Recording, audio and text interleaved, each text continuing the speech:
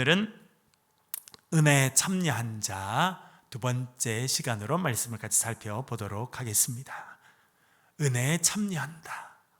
그것이 어떤 의미인지 같이 살펴보겠습니다. 우리 빌립보서 1장 7절 말씀 다시 한번 화면을 보면서 또 프린트를 보면서 같이 읽겠습니다. 1장 7절입니다. 시작.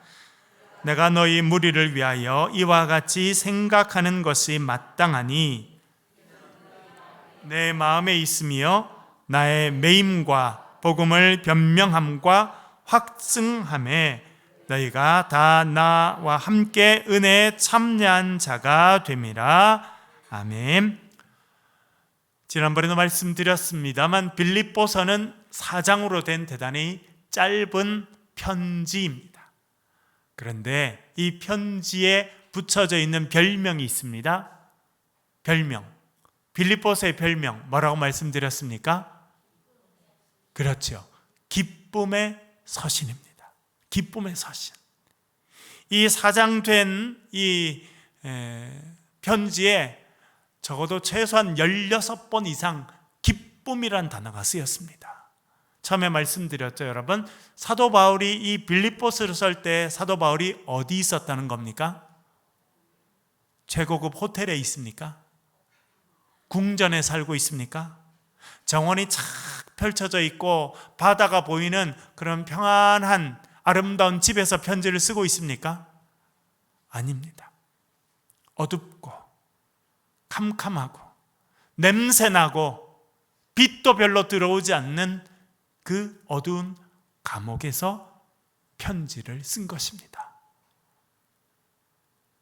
그렇게 어둡고 캄캄한 그런 감옥에서 편지를 쓰지만 그의 마음 가운데는 기쁨이 있었습니다. 왜 기쁨이 있었습니까? 예수 그리스도의 고난에 동참하는 은혜를 내가 누리고 있다고 그가 확신하고 있었기 때문에 기쁨이 있었습니다. 또한 빌립보 교회를 생각하고 빌립보의 교회에 있는 교인들을 생각하면 그의 마음 가운데 기쁨이 넘쳤어요. 여러분들 언제가 제일 기쁘십니까? 교회 올 때 제일 기쁘다. 할렐루야. 네. 보니까 우리 여기 할머니, 할아버지도 많이 계신데 손주들 모습을 보는 게 아주 기쁨의 시간이에요. 그렇죠? 그래서 어떤 집은 아침마다 손주가 등교하는 걸 찍어서 올려 보내주시는 것 같더라고요. 왜냐하면 그 아이들의 건강한 모습을 보는 것이 삶의 기쁨이 되기 때문에 그렇습니다. 왜 기뻐요? 그 자녀에 대한 사랑의 마음이 있어서 그래요. 내가 사랑하는 사람은 보면 기쁩니다. 그렇지 않나요, 여러분? 저도 아이 둘이 태어나는 걸 이렇게 보고 제 손으로 탯줄을 자르고 아이들에게 기도해 줄 수 있는 그런 은혜를 누렸는데요. 목회를 하다 보면 많은 신생아들도 만나게 됩니다. 여러분, 애가 금방 태어나면 아주 예뻐요. 그냥 그래요? 아니, 진심으로 말해보세요. 아주 딱 태어난 애 보니까 와, 얘는 너무 멋지다, 너무 예뻐, 그런 애 있던가요? 그런 애 많지 않습니다. 그런데 내 애가 태어나면 이뻐요, 안 예뻐요? 딴 사람은 못생겼다고 해도 나는 너무 예뻐요. 왜 그래요? 내 아이예요. 심장 소리를 듣고 지내고 아이가 태어날 것을 기대하고 그 아이를 위해서 기도하고, 그렇죠? 그 아이가 태어나는 자체가 얼마나 큰 기쁨이고 위로인지 모르겠습니다. 저도 우리 아이들이 태어날 때 그런 기쁨을 주시더라고요. 누가 가르쳐 주지 않아도요, 기쁨이 찾아오고 감사가 찾아오고 감격스럽고 그래요. 왜 그래요? 왜냐하면 그 안에 기본적인 사랑이 있기 때문에 그렇습니다. 사도 바울의 삶에 기쁨이 있었습니다. 왜냐하면 예수 그리스도의 사랑을 그가 경험하고 살고 있었어요. 어디 속에 있어서도요, 감옥에 갇혀 있어서도 그 안에서 하나님의 사랑을 경험하고 살았던 것입니다. 여러분, 그래서 사도 바울이 말합니다. 환난이나 이 세상에 있는 그 어떤 것이라도 주 예수 그리스도에 있는 하나님의 사랑에서 우리를 끊어낼 수 있는 것은 없다라고 고백하고 있습니다. 우리가 아무리 깊숙한 곳에, 어두운 곳에 있다 할지라도 하나님의 사랑은 그곳에 있는 우리에게 주어지고 우리에게 연결된다는 것을 기억할 필요가 있습니다. 그래서 우리는요, 환난 중에도 기뻐할 수 있는 거예요. 감옥에 갇혀서도 즐거워할 수 있는 겁니다. 지난번에도 설교 드렸습니다만 사도 바울이 빌립보에서 복음을 전하다가 붙잡혔어요.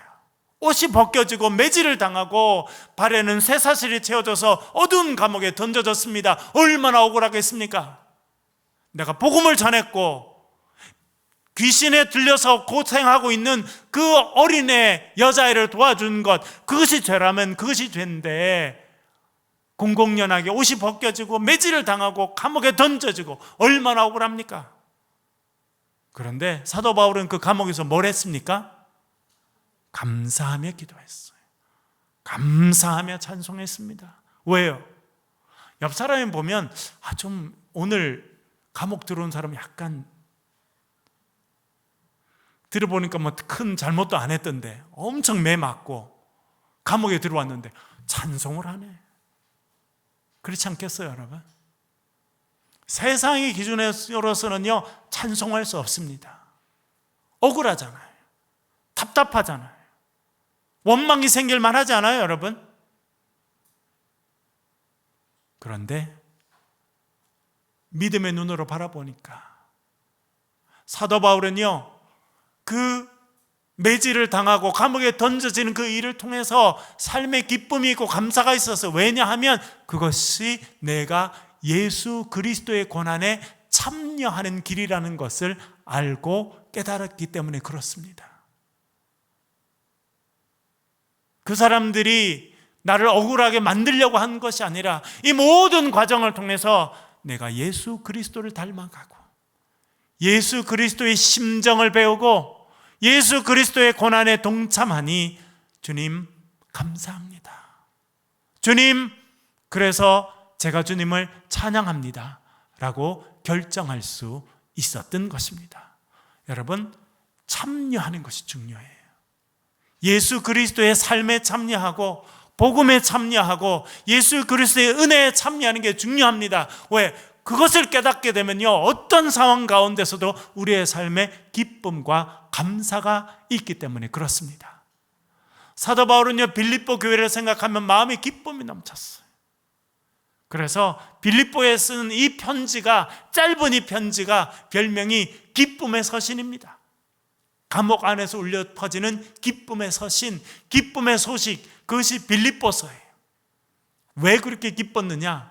왜 사도 바울은 빌립보 교인들을 생각할 때마다 감사가 넘치고 너희를 위해서 간구할 때마다 내가 기쁨으로 간구한다. 왜 그렇게 했느냐?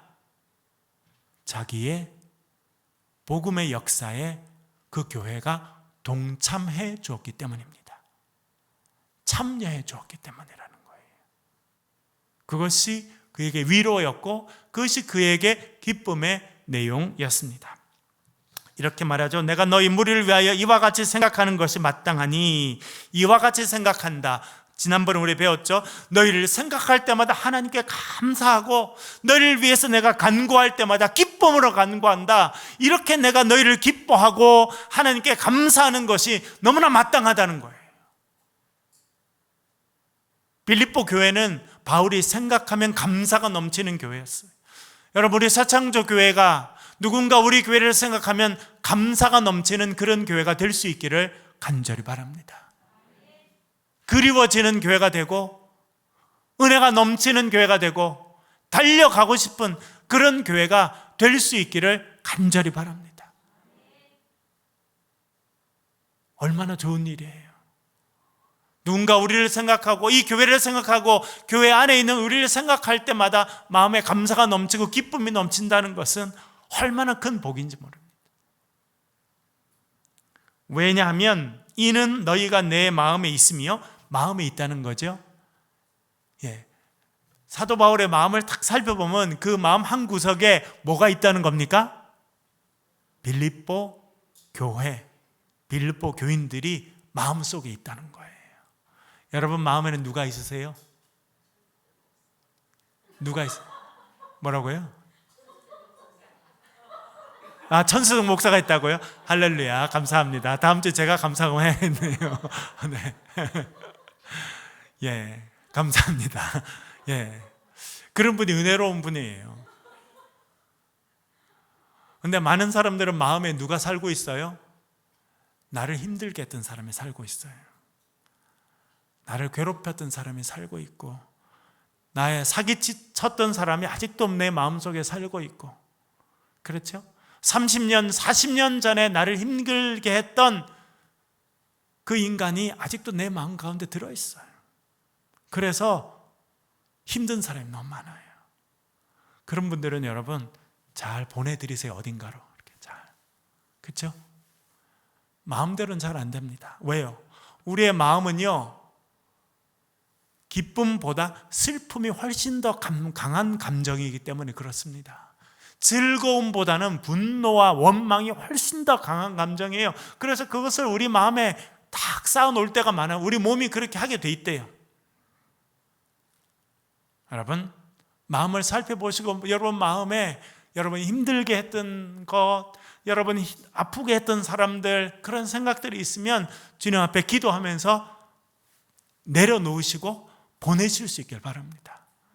원한다고 되지는 않아요. 그래서 하나님께 기도해야 돼요. 하나님, 제 마음에 상처가 있어서 이 사람이 아직도 제 마음에 있는데, 하나님 저에게 은혜를 주셔서 이 사람이 더 이상 제 마음에 있지 않도록, 이제는 사라지도록 도와주십시오라고 기도하실 수 있길 바랍니다. 그렇게 해내야 돼요.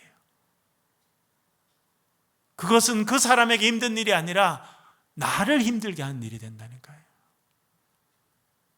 제가 지난번에 이 훈민복음 강의를 하러 가서 얼마 전에 이제 방송에도 나왔던 내용이었는데, 제가 그런 이야기를 했어요. 어떤 사람은 마음에 보면 상처를 쌓고 산다. 그래서 때때로 시간이 되고 혼자 여유로운 시간이 되면 마음을 열어서 상처를 꺼내보고 미움을 꺼내보고, 그래서 또 실망하고 또 화를 내고 더 절망에 빠지고 낙심하지 않느냐. 그랬더니 그게 가수분이 한 분이셨어요. 그게 패널에 온 분 중에. 목사님 딱 맞다는 거예요.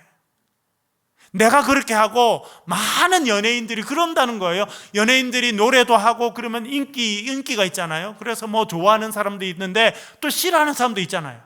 저는 TV 나오는 거 꼴보기 싫다. 노래 저따위 하는데 무슨 가수냐. 그런 사람 있어요, 없어요? 있어요. 왜 그래요? 병들어서 그래요. 그 사람, 병든 사람. 병든 사람은요, 누구든지 그렇게 내가 병들었다고 표를 내는 거거든요. 그런데 그 병든 사람은 또 상처를 그 사람한테 주는 거예요. 그래서 연예인들이 너무 좋아하는 사람도 많고 인기를 얻게 될수록 또 상처가 깊어지는 거예요. 그래서 나를 좋아해 주는 사람은 마음에 남지 않고 나를 미워하고 막 그런 사람들의 상처를 쌓고 있다가 조용할 때, 마음이 적적할 때 그 상처를 내보내니까 어떻게 해요? 아, 나는 사랑받지 못하는 사람이구나. 더 지내려면 나는 이 땅에 살 가치가 없는 인간이구나. 그래서 극단적인 길로 나아간다는 거예요. 그거를 잘 내보내, 잘 버려. 쌓아뒀던 그 아픔들, 상처들, 여러분의 마음에 있는 그 부정적인 것들이 주 예수 그리스도의 이름으로 사라지고 물러가고 제거되기를 간절히 축원합니다. 그리고 여러분 마음에 빌립보 교인들이 자리 잡게 되길 바랍니다. 내가 힘들었을 때 내 손을 잡아줬던 사람, 내가 참 삶에 어려웠을 때 내 삶에 찾아왔던 천사가 되어줬던 사람, 여러분 그런 사람 있어요, 없어요? 많아요. 많았기 때문에 여러분이 이 자리에 앉아 있는 거예요. 천사가 여러분의 삶에 오지 않았다면 여러분 이 자리에 있을 수 있는 사람이 아무도 없어요. 제가 지난번에 말씀드렸죠. 그 천사는요, 어떤 데는요 의사 가운을 입고 나타나기도 하고, 그렇죠? 어떤 데는 경찰복 입고 나타나기도 하고, 어떤 데는 그냥 되게 누더기 같은 옷, 그런 옷을 입었지만 내 삶에 하나님 보내신 천사로 와서 도와주는 거예요.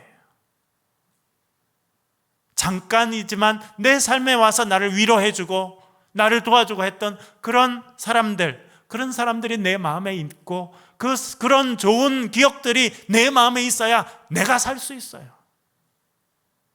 그래야 감옥 안에서도 기뻐할 수 있다니까요. 사도 바울이 마음을 열어봅니다. 마음에 누가 있어요? 빌립보 교인들이 있는 거예요. 그래서 이렇게 이야기하잖아요.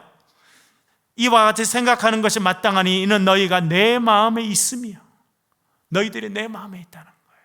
사도 바울의 마음에는 빌립보 교인들이 있어요. 나를 따뜻하게 맞아주고.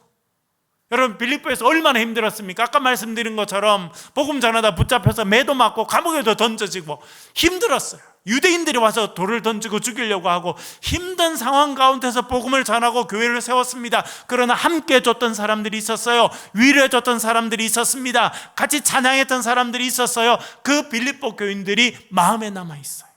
그래서 그의 삶에 감사가 있고 기쁨이 넘칠 수 있었던 것입니다. 여러분의 삶에 빌립보 교인들이 점점 더 많아지시길 주의 이름으로 간절히 축원합니다. 그래야 우리가 건강해요. 그래야 우리가 행복할 수 있어요.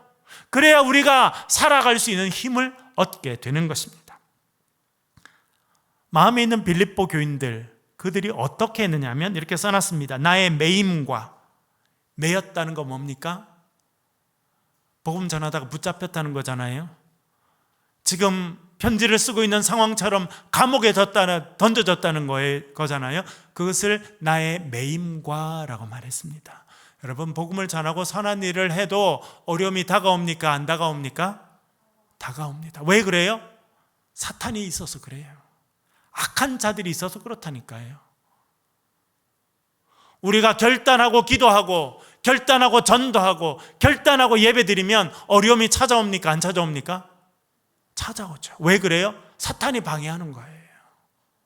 그것을 이겨나가야 돼요.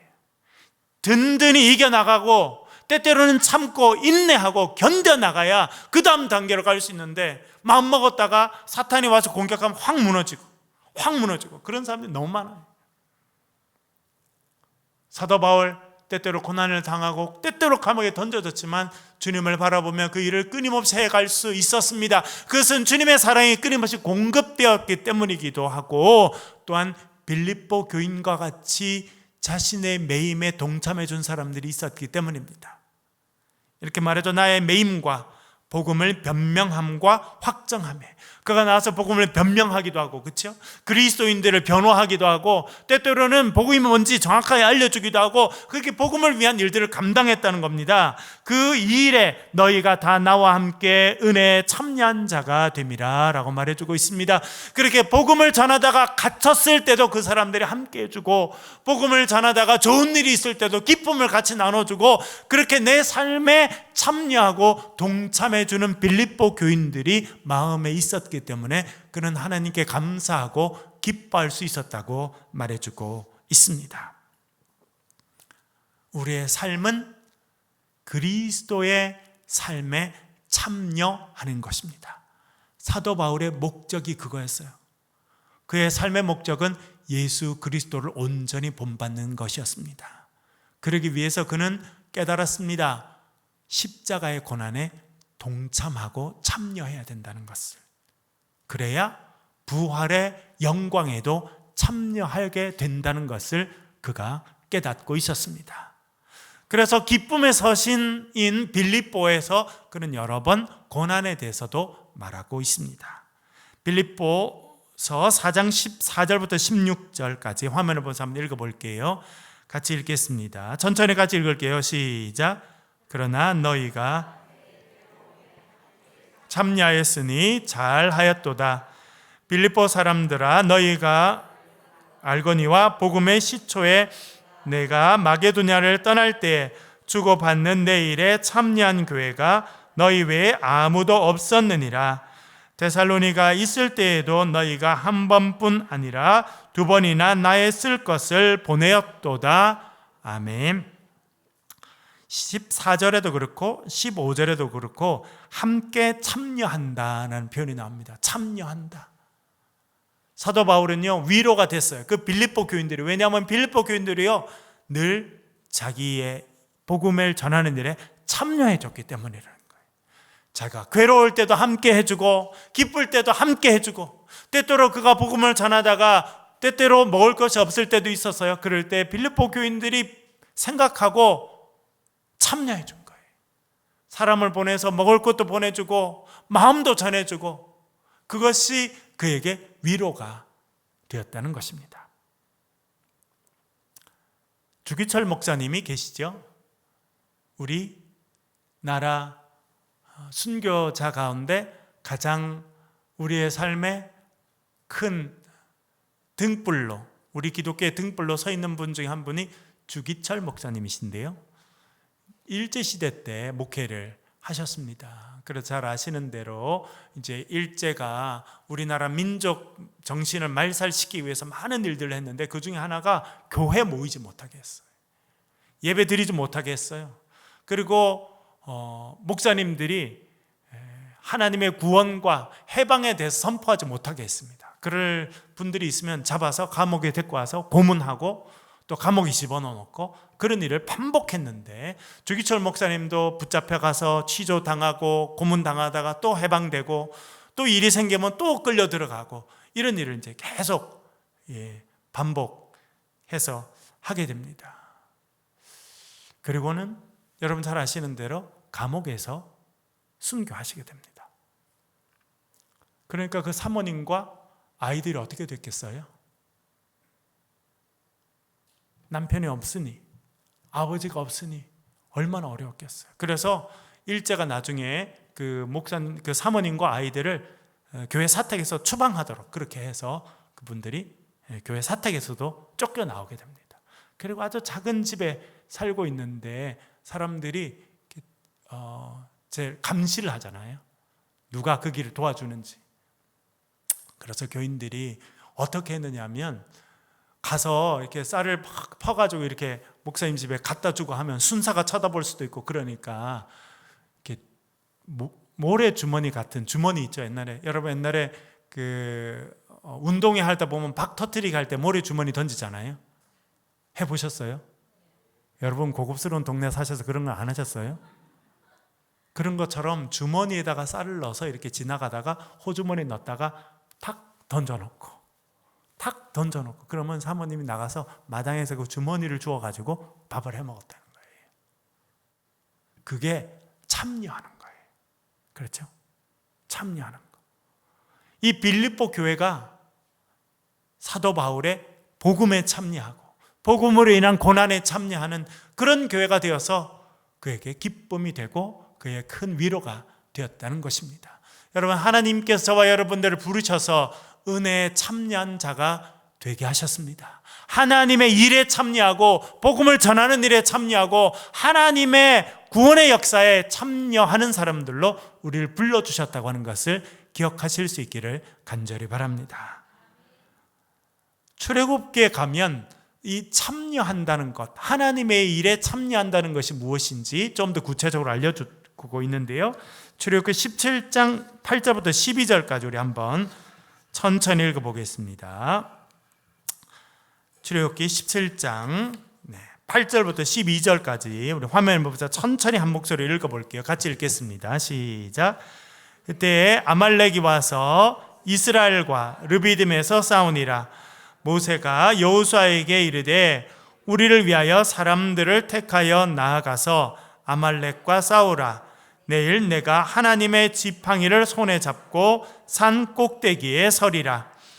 여호수아가 모세의 말대로 행하여 아말렉과 싸우고 모세와 아론과 훌은 산 꼭대기에 올라가서 모세가 손을 들면 이스라엘이 이기고 손을 내리면 아말렉이 이기더니 모세의 팔이 피곤하매 그들이 돌을 가져다가 모세 아래에 놓아 그가 그 위에 앉게 하고 아론과 훌이 한 사람은 이쪽에서 한 사람은 저쪽에서 모세의 손을 붙들어 올렸더니 그 손이 해가 지도록 내려오지 아니한지라.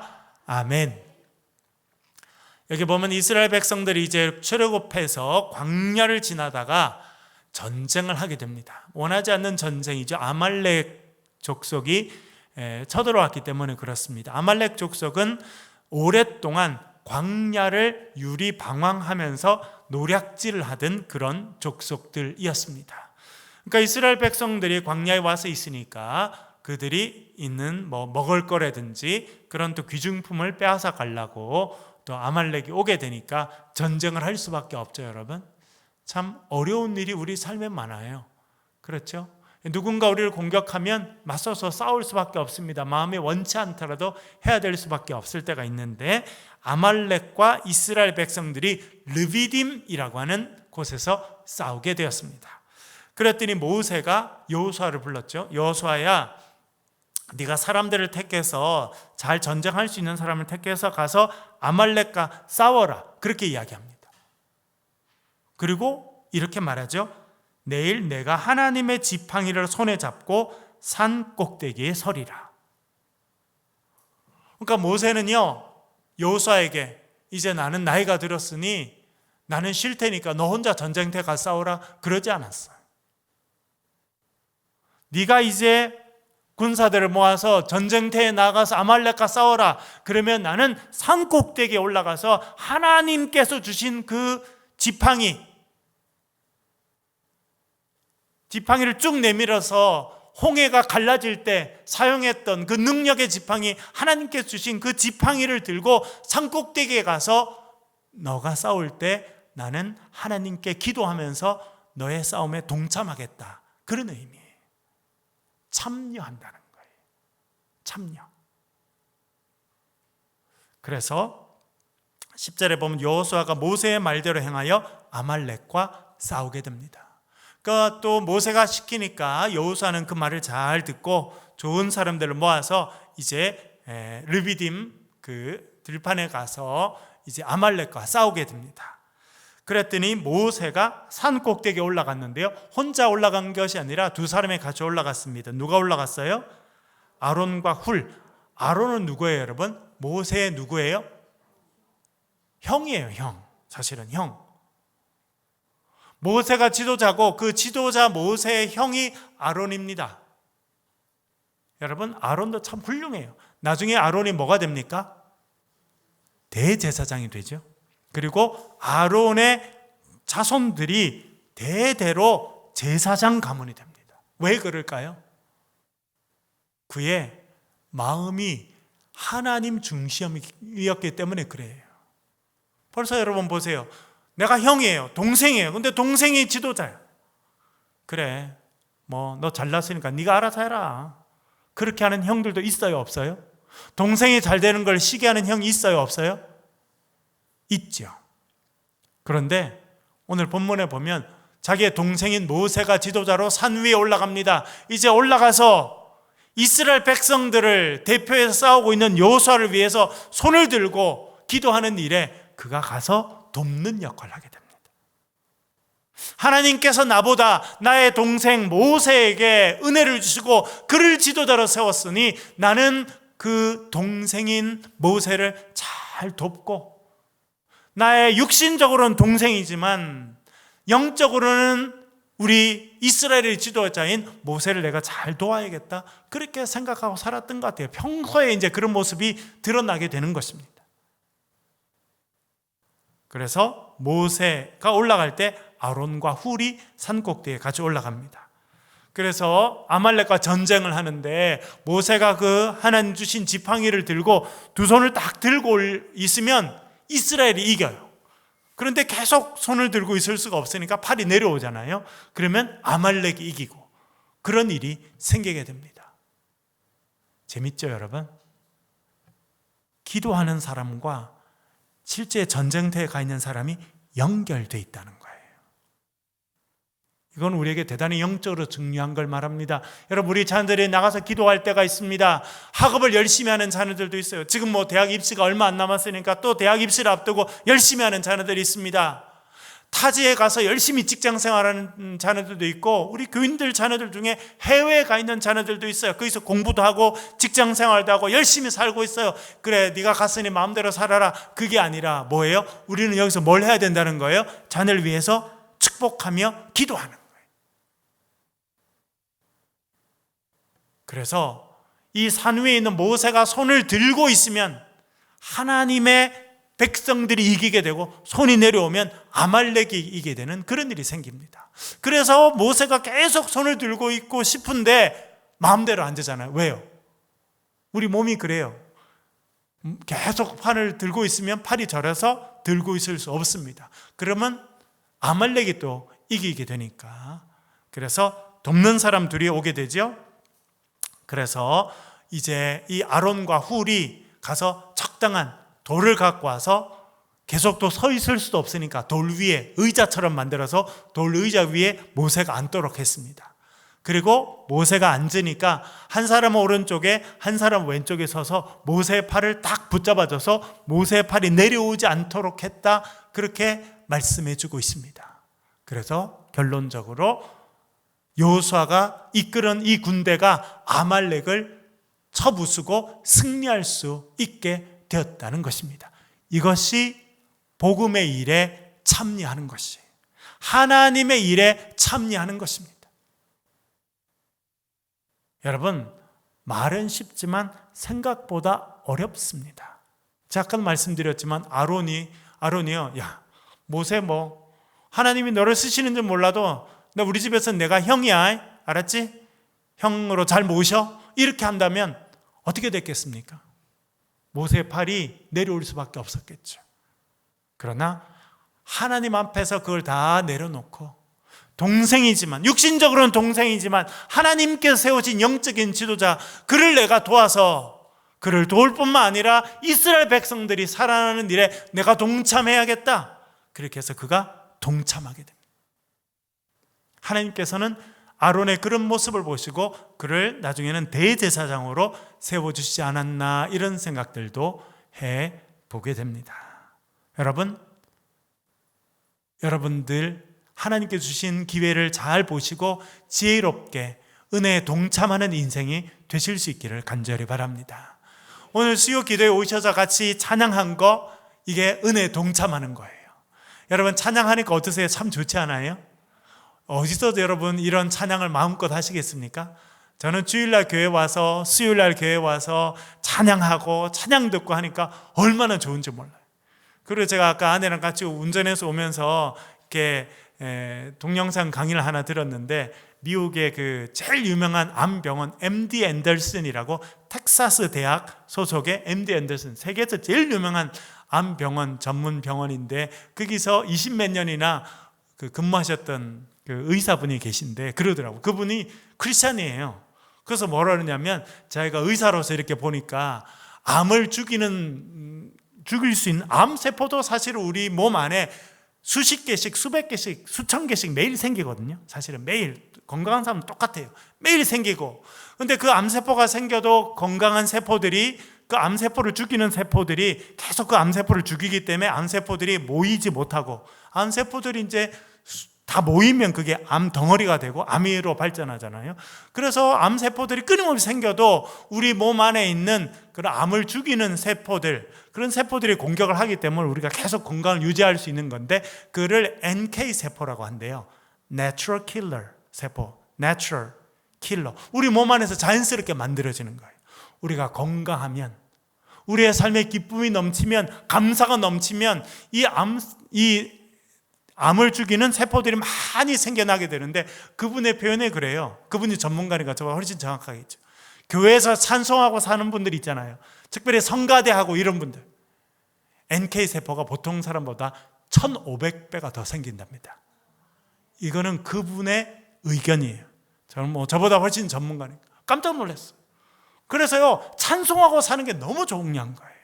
감사하고 사는 게 너무 중요한 거예요.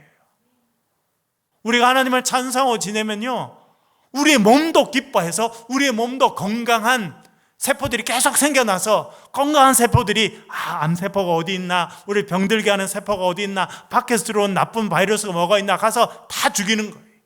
그래서 건강하게 살 수 있대요. 그 의학적으로도 밝혀지는 거예요, 여러분. 그러니까 수요일날 와서 찬양하죠, 말씀 듣죠, 기도하죠. 얼마나 좋은 일이에요. 얼마나 좋은 일이에요, 여러분.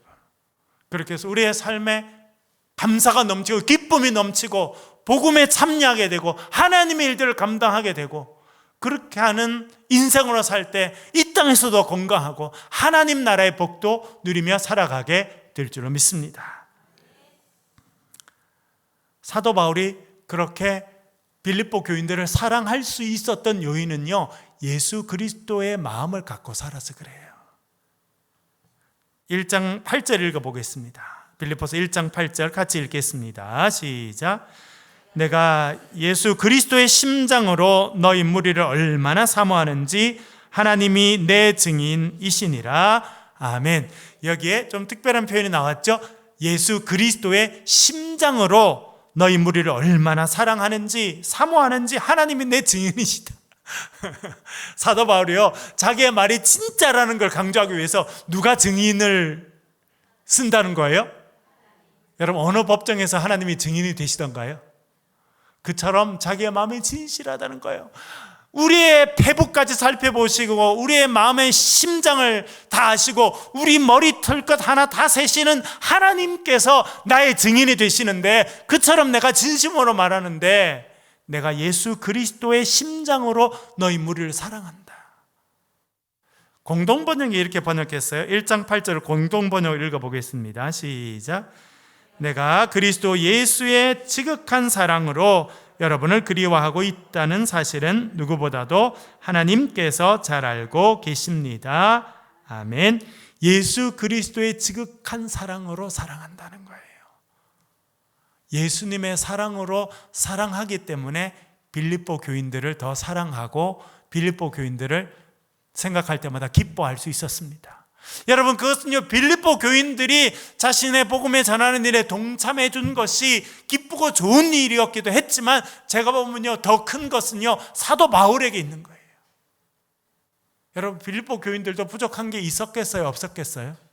있었죠. 사람이 다 완벽할 수 없거든요. 여러분, 그렇게 사랑하는 자녀를 낳아서 기르니까 자녀들이 부모의 속을 하나도 안 새기든가요? 가끔 속 새길 때도 있던가요? 있어요, 없어요? 예. 그렇죠. 아무리 사랑해도 그래요. 그런데 왜 그 자녀를 또 부모가 사랑해요? 부모의 사랑이 더 크기 때문에 그래요.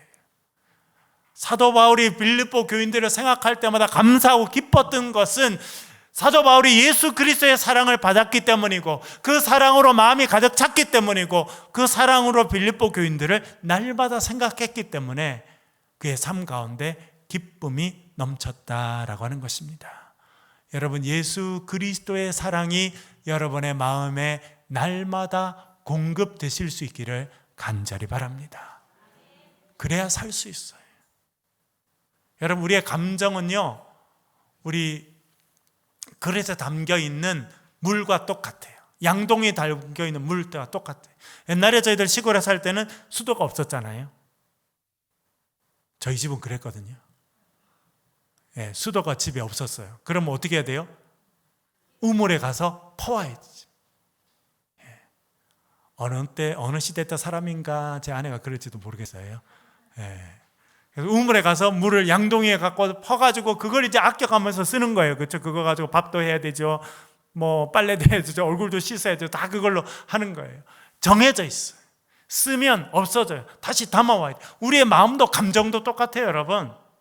그래서 여러분, 아주 좋아하고 사랑하는 사람이라도 너무 지치고 힘들 때 만나면 화가 나거나 짜증이 나게 돼 있죠. 왜 그래요? 우리의 감정이 이제 메말라서 그래요. 채워져야 되거든요. 물이 다 써버렸다니까요. 물이 채워져요. 우리 마음도 마찬가지예요. 우리의 마음에 하나님 은혜가 공급되고 사랑이 공급돼야 우리가 그 사랑을 흘려줄 수 있고 사랑할 수 있는 거예요. 근데 많은 사람들은요, 하나님의 사랑을 딱 끊어버려. 하나님의 사랑을 사모하지도 않고 하나님 주신 사랑도 받지 않습니다. 그러고 살면요, 마음이 고갈이 돼서 짜증이 나고 원망이 생기고 그렇게 하게 돼 있는 거예요. 사도 바울이 감옥 속에서도 기뻐할 수 있고 감사할 수 있었던 것은 그의 마음에 예수 그리스도의 사랑이 폭포수와 같이 늘 공급됐기 때문입니다. 그래서 예수 그리스도의 심정으로 빌립보 교인들을 사모하고 생각하고 사랑할 수 있었습니다. 여러분의 마음에 예수 그리스도의 사랑과 은혜가 물 붓듯이 폭포수같이 쏟아 부어지실 수 있기를 간절히 바랍니다.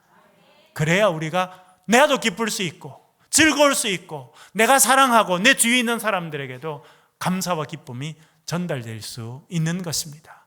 주님의 사랑을 공급받으시고 그 사랑으로 많은 사람들을 섬겨주는 복음에 동참하시는 저와 여러분 되시길 주의 이름으로 간절히 축원합니다. 기도하겠습니다. 우리 기도하실 때 말씀을 가지고 기도하겠습니다. 하나님, 우리가 예수 그리스도의 삶에 참여하는 자가 되게 도와주십시오. 그리고 우리의 삶에 예수 그리스도의 사랑을 물 붓듯이 부어주셔서 우리가 그 은혜를 누리게 하시고 그 은혜가 넘쳐서 주위에 있는 사람들을 흘려보내주는, 또한 주님의 일에 동참하는 그런 복된 인생으로 살아갈 수 있도록 주님 도와주시옵소서. 그리고 우리 새창조 교회가 하나님 기뻐하시는 물된 동산과 같은 그런 기쁨의 교회, 감사가 넘치는 교회가 되게 도와주시옵소서. 우리 기도하겠습니다. 소리를 내서 통전으로 같이 한번 기도하겠습니다. 아버지 하나님,